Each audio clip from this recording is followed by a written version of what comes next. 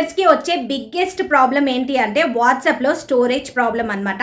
Okay, so అలా రాకుండా ఉండాలి అంటే వాట్సాప్లో మనం ఈ చిన్న సెట్టింగ్ని ఆన్ చేసుకున్నట్టయితే స్టోరేజ్ ప్రాబ్లం అన్నది రాదు.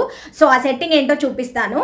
సో క్లియర్గా అయితే చూడండి. ఓకే, చాలా సింపుల్ ప్రాసెస్ అనమాట. ఓకే, అంతకంటే ముందు రీల్ని అయితే సేవ్ చేసుకోండి, నన్ను ఫాలో అవ్వండి. ఓకే, సో ప్రాసెస్ అయితే చూద్దాం. మీ వాట్సాప్ని అయితే ఓపెన్ చేసుకోండి. ఓపెన్ చేసిన తర్వాత ఇక్కడ పైన 3 లైన్స్ ఉన్నాయి కదా, దాని మీద అయితే క్లిక్ చేయండి. సెట్టింగ్స్ మీద అయితే క్లిక్ చేసుకోండి.